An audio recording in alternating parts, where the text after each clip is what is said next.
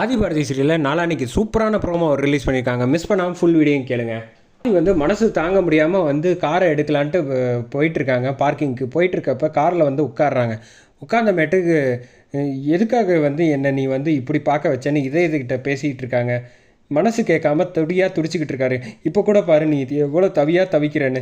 ஆனால் என்னால் வந்து புரிஞ்சுக்க முடியல. நீ வந்து எனக்கும் அவங்களுக்கும் உண்டான பந்தம் வந்து முடிஞ்சு போச்சா? என்னால் இதை ஜீரணிச்சிக்கவே முடியல. ஏன் இப்படி வந்து நீ தானே சொன்ன, என் மனசு நீ சொல்லி தான் நான் வந்து அவங்கள விரும்ப ஆரம்பிக்கிறேன்.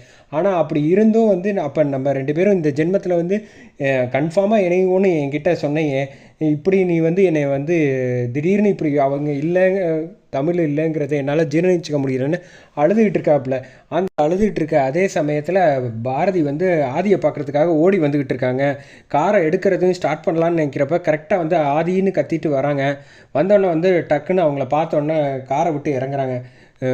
பாரதி வந்து பேச ஆரம்பிக்கிறாங்க ஆதிக்கிட்ட. ஆதி என்னை மன்னிச்சிரு ஆதி, நீ தயவு செஞ்சு நம்ம வந்து காதல் வந்து கடைசி வரைக்கும் நம்ம சேர்ந்து வாழ முடியும்னு என்னால் தோணலை. நான் என் வாழ்க்கை இப்படி தான் நடக்கணும், விதிப்படி நடந்துச்சுன்னா அதை வந்து யாராலையும் மாற்ற முடியாது.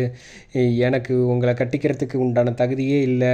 நீங்கள் ஒரு நல்ல பொண்ணாக பார்த்து நீங்கள் வந்து கல்யாணம் பண்ணிக்கங்க அப்படின்ட்டு சொன்னோன்னா ஆதி வந்து ஒன்றும் பேச முடியாமல் அப்படியே சிலையாட்ட நிற்கிறாங்க. பாரதி வந்து இந்த மாதிரி ஒரு முடிவு எடுப்பாங்கன்னு நம்ம எதிர்பார்க்கவே இல்லை. பாரதி வந்து எனக்கு ராசியே இல்லாதவ, தயவு செஞ்சு என்னை மன்னிச்சிருங்க அப்படின்னு சொல்கிறப்ப ஆதி வந்து திரும்புகிறாங்க. என்னை நீங்கள் மறந்துடுங்க அப்படின்னு சொன்னோன்னே ஆதி வந்து திரும்பி பேச ஆரம்பிக்கிறாங்க.